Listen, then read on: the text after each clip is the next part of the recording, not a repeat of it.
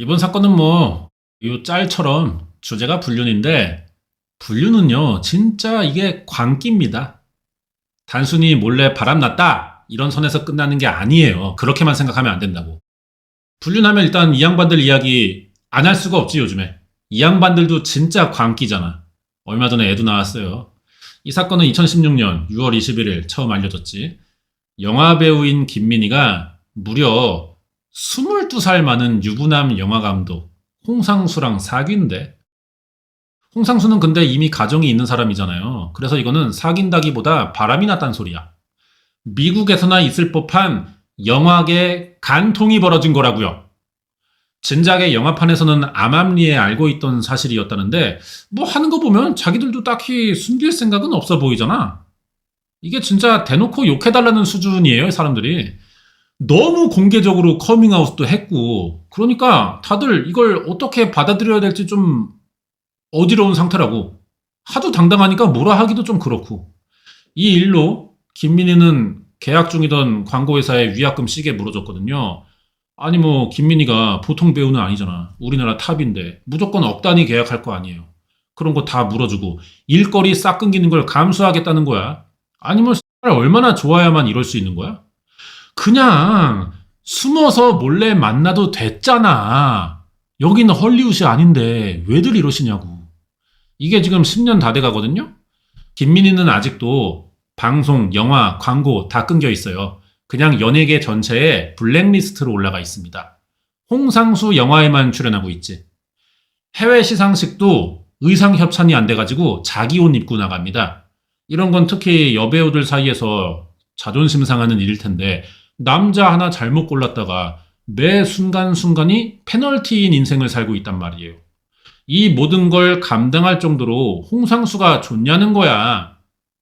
왜 이렇게 굳이 많은 부분을 희생하고 있냐고요. 이런 것이 트루러브인가 헷갈릴 정도야, 진짜로. 사실 김민희보다 홍상수가 더 문제죠. 본처랑 아직 이혼을 안 했어. 법적으로 그래서 김민희는 아내가 아니죠. 동거하는 사이입니다. 애도 낳았으니 이제 호적에 올려야 되는데 여기가 알려지진 않았는데 둘 중 하나예요. 부부가 아니기 때문에 김민희의 단독 호적이 되거나 애가 아니면은 홍상수 집안의 족보로 들어가야 됩니다. 김민희랑 별개로. 애가 뭔 죄라고 미혼모 자식 만들고 남의 집 가족으로 들여야 돼요. 홍상수가 이혼할 생각은 있어요. 근데 아내가 허락을 안 하고 있어. 돌아오라고 정리하고 그런 입장이야. 홍상수가 2019년에 그래서 이혼 청구 소송도 했는데 유책 배우자의 이혼 청구는 허용되지 않는다면서 기각됐거든요. 아내 허락 없이는 이제 평생 이혼을 못해요. 그래도 김민희를 포기할 수가 없으니까 노골적으로 두 집 살림을 차린 거지. 기가 막히잖아요. 근데 이 정도는 사실 아무것도 아닙니다. 홍상수, 김민희는 불륜의 세계에서요, 굉장히 평범한 편에 속해요. 사위랑 장모가 이런다는 거 상상해봤어? 남편과 처제, 아내 동생이랑 이러는 거 상상해봤냐고. 우리나라에 이런 사례도 있어요. 우리나라가 이 정도인데 미국은 어휴, 난리나. 아니 좀 몰래 만나라고. 왜 당당한 거야? 불륜이라는 게 사실 오래가는 경우 그렇게 못 봤거든요. 좀 희한해 이 사람들. 결국은 좆대. 이 행위 자체가 하지 말라는 걸 하는 데서 오는 이 스릴, 쾌감 그런 것들이 또 동반되기도 하는 것 같단 말이지. 표현이 이상할 수는 있는데 이 재미도 한몫하지 않을까 싶어요. 그게 아니면 이런 광기를 이해할 수가 없어. 인간의 마음으로 엮인 일이라 이게 법으로만 완전히 해결할 수는 없겠죠. 인간의 마음은 강제로 어떻게 할 수 없는 거잖아. 그렇다고 섣불리 소송하면서 감정이라도 상하면은 그때는 범죄로 이어지기도 좋습니다. 불륜으로 살인다는 경우 많잖아. 예전에 우리나라에서는요. 시아버지랑 바람났다가 지 딸한테 들킨 거야. 이거 남편한테 알려지면 지랄날까봐 무서워서 딸을 죽인 엄마 사건도 있었습니다. 우리나라에. 이래서 불륜이 광기예요. 살인의 주된 이유 중 하나는 치정이잖아. 치정 중 하나가 불륜이고 그럴 정도로 이 불륜 사건은 살인에 꽤 많은 비중을 차지하고 있어요. 그래서 이번에 불륜으로 일어난 일본 살인 사건 하나 알아볼게요. 2009년 6월 12일 오전 6시 여기가 사가현 마이바라시의 이부키라고 하는 곳입니다. 여기 오수탱크잖아. 작업하던 인부가 맨홀 열어보고요. 깜짝 놀랐어요. 안에 여자 시신이 빠져 있었대. 경찰 와서 신원조회 해봤더니 NEG라고 대기업이야. 여기가 우리나라 회사랑도 관련이 있거든요. LG 디스플레이에 LCD 화면 만들 때 필요한 유리를 공급한대요. 여기서 일하는 28살 오가와 노리코란 여자였더라고. 이 사람 얼굴에 멍이 많았고 뒤통수가 함몰돼 있었어. 둔기로 맞은 것 같은데 이게 죽은 이유는 아닙니다. 폐에 물이 차 있었거든요. 범인이 뒤통수를 때려서 제압하긴 했지만 여자가 아직 사망한 상태가 아니었던 거야. 그대로 이 물탱크에 빠뜨린 거죠. 이 씨발 새끼를 찾아야 되는데 경찰이 잘 수사해가지고 사건 일주일 만에 용의자 찾았습니다. 이 새끼가 노리코랑 같은 회사 다니는 상사입니다. 40살 모리타 시게나가라고 둘이 불륜이었대. 이 새끼가 범인이 확실한지 이제 알아보는 수사가 필요하죠. 사건 날 무슨 일이 있었냐? 6월 10일 노리코가 정상적으로 자기 차 몰고 출근하는데 도중에 차가 퍼진 거예요. 뭐가 고장나서. 급하게 부모 연락해서 차 빌려 출근했고 이 비밀 남친인 시게나리에게 오빠 나 이런 일 있었어. 회사에서 얘기했겠지. 시게나리가 대신 카센터에 이 차 수리를 맡겼어. 그리고 저녁 8시 노리코는 누구를 기다리고 있었다는 게 마지막 목격입니다. 그 뒤로 실종되거든요. 이때 시게나리 뭐 했냐. 카센터에서 주인인 노리코와 연락이 안 된다고 지가 직접 전화를 했대요.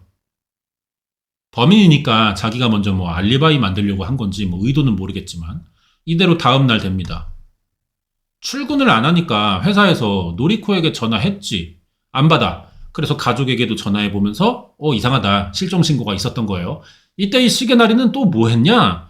정상적으로 출근해가지고 일 잘합니다.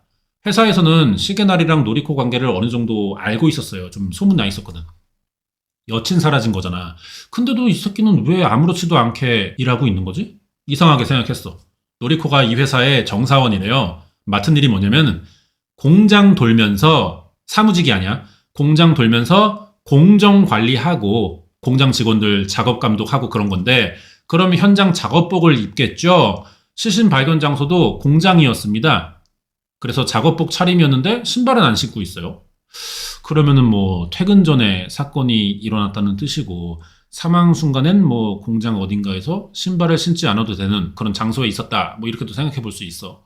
계속 알아보자면 노리코의 휴대폰 내역 중요하잖아. 보니까 그날 밤 8시 43분 이 모리타 시게나리에게 문자를 보냈더라고.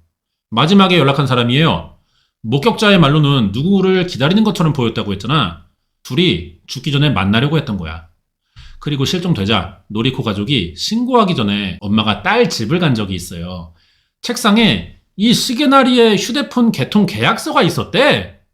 가족은 이 불륜 관계를 몰랐나 봐. 그러니까 이상한 거지.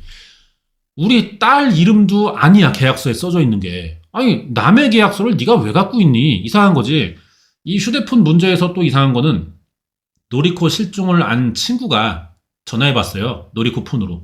근데 계속 안 받다가 갑자기 시게나리가 받았대요. 그러더니 이것이노 노리코 휴대전화 아닌데스.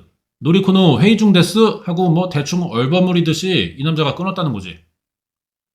노리코 가족은 시게나리를 이상하게 볼 수밖에 없잖아. 분명 이 새끼 씨발 뭐 알고 있는 티는 혼자 다 내고 있는데 물어보면 둘러대기만 바빠요. 나중에는 이미 결혼해서 가정이 있는 유부남이니 자기한테 자꾸 전화하는 건 민폐래. 그냥 모릅니다라고 하면 될 거를 자꾸 이상한 생각이 들게 행동하고 있어요. 여기에 또 자기가 노리코랑 불륜이었다는 걸 노리코의 가족에게는 말하지 말라고 회사에는 입단속도 시켜놨다고. 그냥 자기 의심해달라는 거잖아 이거. 이런 정황이 드러나자 경찰의 압박을 이기지 못한 시게나리는 결국 범행을 자백합니다.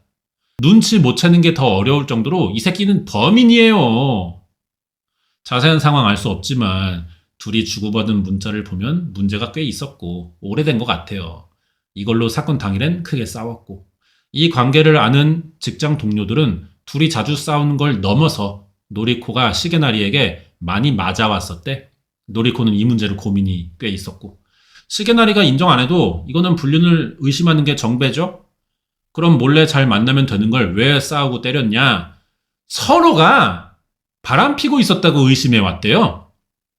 이미 지들이 씨발 불륜인데 그 와중에 또 각자 다른 연놈들을 만나고 있다고 오해하고 있던 거지. 망상에 가깝지만.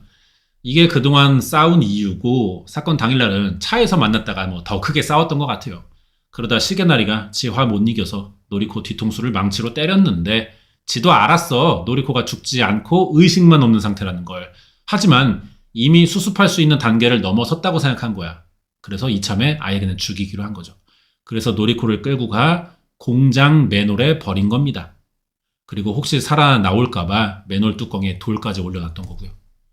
버린 건 맨홀인데 공장에 연결된 하수도다 보니까 뭐 폭도 넓었을 것이고 익사한 상태에서 시신이 떠내려 가다가 이 오수들이 마지막으로 담기는 그 물탱크까지 도착한 거예요. 그걸 물탱크 점검하는 사람이 열었다가 발견해서 경찰에 신고했던 거고. 시계나리는 사건 전날인 11일에 출근했지만 더 하루 전인 10일에는 반차 써서 오후 알리바이가 확인되지 않았습니다. 사건 다음 날인 13일에는 자기 자동차도 카센터에 맡긴 상태였어요.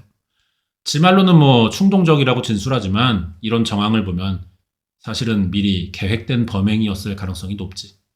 자동차는 앞유리랑 룸미러가 파손돼 있었습니다. 내부에는 몸을 강하게 부딪힌 것 같은 그런 흔적이 있었어요. 움직임이 컸다는 거예요, 차에서. 결정적으로 시계나리의 차 왼쪽 바퀴에서 혈흔이 나와요. 이게 노리코의 DNA와 일치했습니다. 이런 증거들이 계속 나오니까 범인으로 밝혀지는 거죠. 근데 이 새끼가 이미 체포됐는데도 노리코와의 불륜 사실을 조금도 인정하지 않아. 불륜이라는 거는 현장을 들키지 않는 이상 물증을 찾기 힘들고 지도 스스로 아내에게 이혼당할까봐 이러는 거 이해할 수 있거든요? 합리적인 생각이니까. 근데 살인은 다르잖아. 이미 증거 확보됐어요. 체포 2달 지나서 살인죄로 기소까지 됐다고. 근데 자기는 기억이 안 난대. 가족만큼은 이러면 믿어줄 줄 아나 봐. 이 양반이 애가 둘인데 평소에 가족 데리고 자주 외출을 했대요. 아내도 잘 챙기고. 그래서 뭐 친정이나 시댁, 동네 사람들은 이 새끼를 되게 가정적으로 생각한단 말이야. 여기에 뭐 아내가 속은 건지 재판에서 적극적으로 남편 편을 또 들었습니다.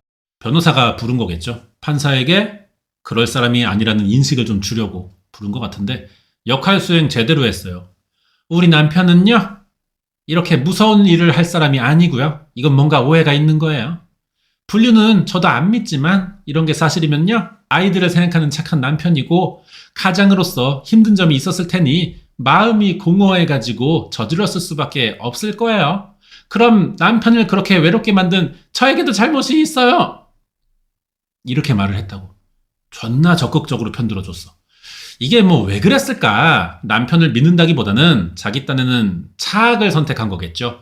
남편 지금 젖 같아도 감옥 가버리면은 자기랑 애들 누가 책임질 거야? 그 생각을 해서라도 징역을 보낼 수는 없다고 생각했던 거겠지. 피해자 가족 입장에서 보면은 이건 말도 안 되는 거잖아요. 이 아내 미친년. 아내가 진짜 이렇게 생각하지는 않았을 것 같고요. 일부는 뭐 더 명백한 상황에서도 가족이 편들고 나서는 경우들이 꽤 있습니다. 사회 분위기가 그래. 남들 보는 눈을 많이 따진단 말이에요. 우리나라도 뭐 남의 시선과 평가 꽤 신경 쓰지만 일본이 더 합니다. 집안에서 살인자 나와버리면은 실제로 연좌제라는 건 법으로 없지만 사회적으로 그래요. 가족도 대가를 치러. 막 친척의 아들의 아들 뭐 이렇게도 책임을 져. 다 일자리 잃고 나락가는 사회이기 때문에 이 악물고 이렇게 말하는 것 같기도 해. 애들도 엄마를 보고 있을 테니 남들이 봤을 땐 이상하더라도 현모양처를 연기하는 겁니다. 자기도 사실 열받은데 이것만 참으면 최소한 가정은 지킬 수 있으니까 이러는 거겠지. 아무튼 사건 17개월 만인 2010년 11월 첫 공판이 있었고 노리코의 부검을 맡은 의사가 출석해서 사망 당시 상태 설명했어요. 머리만 20회 이상의 구타 있었고 방어하다 손에 생긴 상처까지 10개가 넘는 상흔이 있었다. 그 당시 피고는 엄청난 분노가 있어 보이고 회사 사람들 말로도 그전부터 폭행이 있었으니 이 사건은 언제든 일어날 일이었다. 이런 인상을 판사가 받았겠죠. 2차 공판에서 선고 있었습니다. 계획성이 보이지 않으므로 무기징역에 준하지 않는다 하면서 17년 선고했던 거예요. 시계나리는 뭐 또 과하다고 상고하면서 최고재판소까지 갔는데 결국 17년 확정됐습니다. 나중에 기사로 알려진 사실이 있어요. 시계나리는 지가 만든 증거 때문에 살인 혐의가 인정된 거더라고. 차 바퀴에서 혈흔 나왔잖아.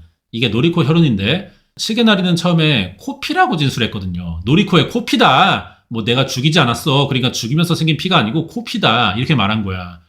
근데 사실 회사 직원들에게는 뭐 폭행이 있었다는 거 보니까 얘가 거짓말 하는 것 같아. 살인으로 난 피는 아니더라도 때리다가 생긴 코피였을 거라는 의심은 들잖아요. 그날 폭행이라는 게 인정된단 말이야, 결국. 이것만 없었다면 시계나리는 불륜 사이에 여자가 살해된 거고, 불륜이 뭐 잘하는 짓은 아니지만 시계나리에게 혐의를 둘 수 없다면 이 사건과는 어쨌든 별개잖아요. 핸드폰 계약서도 남친 거 갖고 있었다는데 자꾸 뭐 이런 거 짚어봤자 이대로는 의미가 없는 상황이었거든. 퇴근하고 누군가 기다리는 것처럼 보였다는 목격자의 말도 그게 시계나리를 기다렸다는 증명은 안 되잖아. 노리코가 마지막에 연락한 사람이 시계나리라는 것도 우연이라고 하면 그만이에요. 남친에게 연락했다는데 뭐 누가 뭐라 그래. 사람이 죽었으니 다 유력하고 존나 의심스러운 상황일 뿐으로만 남는 겁니다. 근데 이 사건과 시계나리를 엮어주는 그 한 방이 바로 차에 묻은 노리코 피였다는 거죠. 이게 아니면 엮기가 좀 힘든 상황이었어요. 결국 시계나리는 자기한테 가장 약한 고리를 지가 직접 끊고 있던 거죠. 비응신 새끼가. 아니 불륜이 뭐라고 헤어져도 좋게 헤어질 수는 없겠지만 다 그냥 서로가 피해 없게 좀 억울한 거 있어도 적당히 말 꺼내지 말고 헤어지면 되는 거잖아. 근데 뭘 죽이기까지 하고 뭐 그러냔 말이야. 불륜이 이런 거 아닐까요? 발을 담그는 순간 정상적으로 빠져나오기는 좀 힘들지 않나. 그래서 이런 좀 극단적인 상황도 많이 일어나는 것 같습니다. 그런 면에서 이 불륜이라는 건 좀 광기다. 이게 진짜 광기니까 이 새끼 사람 죽이는 거 아니야. 하지 마시고 깊이 발 담그면은 좆됩니다. 여기까지예요. 다음 주에 또 새로운 사건 준비해서 오겠습니다.